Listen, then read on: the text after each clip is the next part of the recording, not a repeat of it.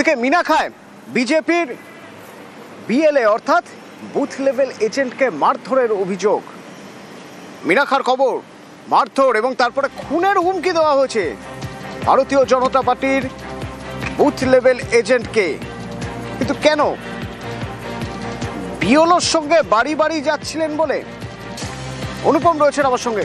অনুপম, BLA পরে BLA, প্রথমে তো তিনি এলাকার মানুষ, তো বিএলওর যদি মনে হয়ে থাকে যে তিনি বাড়ি চেনেন না লোকজনের, কেউ একজন সঙ্গে থাকলে ভালো হয়, তার সঙ্গে যেতেই পারেন। কিন্তু এমন কি যে তিনি পার্টির কাজ করছিলেন, অর্থাৎ বেছে বেছে এমন কিছু করছিলেন যাতে ভারতীয় জনতা পার্টির সুবিধা হয়?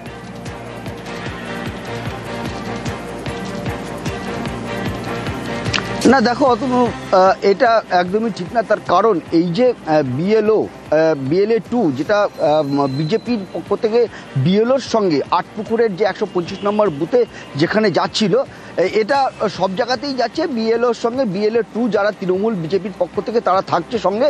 এবং একই নিয়মে এখানেও ছিল, তৃণমূলের ছিল, বিজেপিরও পক্ষ থেকে ছিল, প্রদীপ কুমার দাস ছিলেন। কিন্তু তৃণমূলের লোকজন তারা তাকে জোর করে সেখান থেকে ধাক্কা দিয়ে এমনকি মারধর করে সেখান থেকে বের করে দেয়। একদম পরিষ্কার তাকে বলা হয়েছে যে তিনি বিএলওর সঙ্গে থাকতে পারবে না, যারা থাকবে তারা সবাই তৃণমূলের বিএলএ 2 যে থাকবে সে থাকবে এবং তৃণমূলের লোকজন থাকবে, কিন্তু বিজেপি ভারতীয় জনতা পার্টির কেউ থাকবে না। এবং ভারতীয় জনতা পার্টির যে বিএলও 2 সেও তিনি সেখানে থাকতে পারবে না।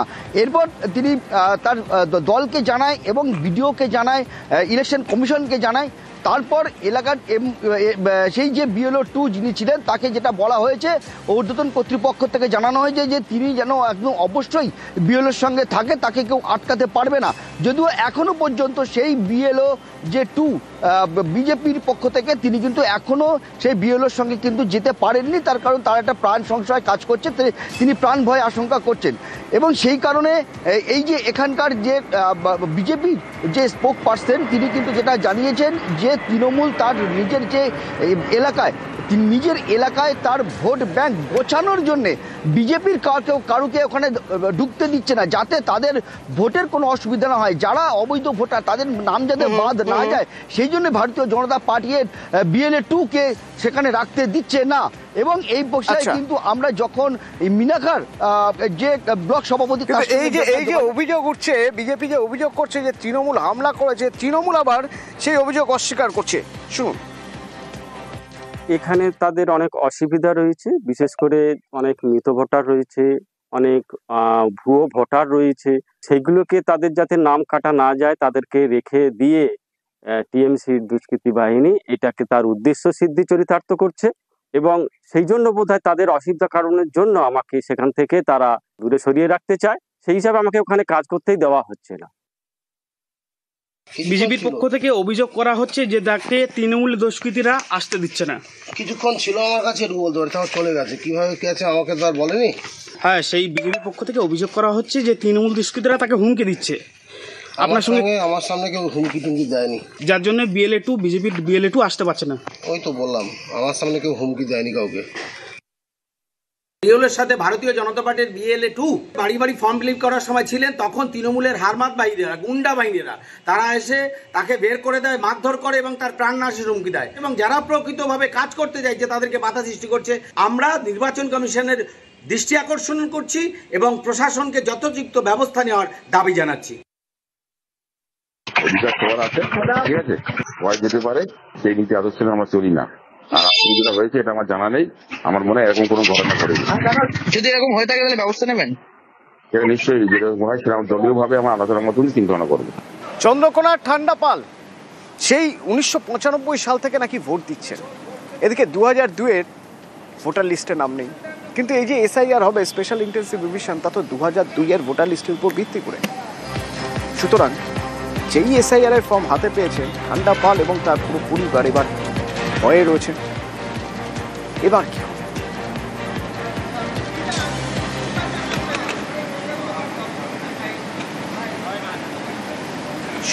চন্দ্রকোনা থেকে সুকান্ত আমার সঙ্গে রয়েছে, একবার কথা বলবো। সুকান্ত, চন্দ্রকোনার ঠান্ডা পাল কি বলছেন?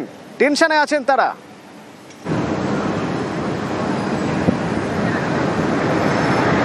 একদমই দেখো তনুদা, সম্পূর্ণ ঠান্ডা পাল, কিন্তু ঠান্ডা নেই। তিনি কিন্তু উদ্বিগ্ন হয়ে আছেন, কারণ পরিবারের সদস্যদের তালিকায়, ভোটার তালিকায় নাম নেই।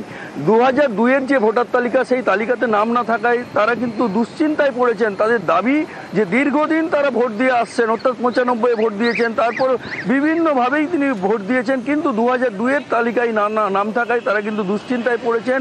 এখন তারা নিজেদেরকে কিভাবে নাগরিকত্ব প্রমাণ করাবেন সেই নিয়ে কিন্তু বিভিন্ন আধিকারিকের সাথেও কথা বলছেন, কিন্তু এখনো পর্যন্ত কোনো সুরাহা খুঁজে পাচ্ছেন না। কারণ যেটা জানা যাচ্ছে, এই ঠান্ডা পাল এবং তার পরিবার, তার স্বামী বেশ কয়েক বছর আগেই মারা গিয়েছেন। ওনারা হুগলির বাসিন্দা ছিলেন, সেখানেও কিন্তু 2002-এর ভোটার তালিকায় তাদের নাম পাওয়া যাচ্ছে না। এখন দেখার প্রশাসন কি ব্যবস্থা নেয় সেই নিয়ে কিন্তু ঠান্ডা পাল এবং তার নাতি নাতনি, ভরা সংসার, সকলেরই কিন্তু কি করে ভোটার তালিকায় নাম তুলবেন সেই নিয়ে দুশ্চিন্তায় পড়েছেন ভবানীপুর এলাকার এই ঠান্ডা পাল এবং তার পরিবার। অতনুদা, ধন্যবাদ। আমার ভোট নাই কেন? আমার ভোটের লিগে ভোট আমি দিয়েছি, ভোটের নাম নাই কেন? স্বামীর নামও নাই, আমার নামও নাই। আমি দুবার ধরে ভোট দিয়েছি। আমার ছেলে লাতি লাদিনি কি হবে? আমার মায়ের কি হবে বলো? আমি কি কোথায় যাবো? আমি তাহলে না না, আমার নাম নাই। আমার দুবার ভোট দিয়ে একদম নাম নাই। টেনশন লাগে আমার, কিরকম হচ্ছে আমার দেহটা। সবাই আমার হচ্ছে, আমার পরিবারের সবাই হচ্ছে, আমারই বেশি হচ্ছে। আমি কি করবো বলো? বর্তমানে এসআইআর এর জন্য আমাদের 2002-এর ভোটার লিস্টে কোনো নাম আসছে না। কারণ আর আমাদের ঠাকুমা, আমার বাবা মা সবাই 1995 সালে ভোট দিয়েছে, কিন্তু আমরা যেটা ভোটটা দিয়েছে যেখানে, সেটা হচ্ছে আমাদের আদিবাড়ি গোঘাটে। আর এখন আমরা চলে আসছি এখানকে, প্রায় ধরতে পারেন 30 বছর এখানকে চলে এসেছি এই চন্দ্রকোনা ব্লকেতে, কিন্তু তবুও আমরা এই 2002 সালে ভোটার লিস্টে নাম খুঁজে পাচ্ছি না। ওই জন্য প্রচুর সমস্যা হচ্ছে, আমাদের সবারই প্রচুর টেনশন। কমিশন থেকে কড়া নির্দেশ, বিএলওকে বাড়ি বাড়ি গিয়ে ফর্ম দিতে হবে। তারপরেও কে শোনে কার কথা? দত্তপুকুরের মাইকেল নগরের বিএলও তিনি আইসিডিএস কেন্দ্র থেকে ফর্ম দিচ্ছেন, কিন্তু এলাকার মানুষ, তাদের কি এতে সুবিধা হচ্ছে নাকি এলাকার মানুষ বলছেন আমাদের বাড়ি এসে ফর্ম দিয়ে যান, কিন্তু তাও মানতে চাইছেন না বিএলও? তাহলে তো তার বিরুদ্ধে নির্বাচন কমিশনে অভিযোগ জানানো যাবে। জিয়াউল রয়েছেন আমার সঙ্গে। জিয়াউল, এলাকার মানুষ কি খুশি যে একটা জায়গায় গিয়ে তাদের ফর্ম নিয়ে আসতে হচ্ছে? বিএলওর তো বাড়ি বাড়ি যাওয়ার কথা।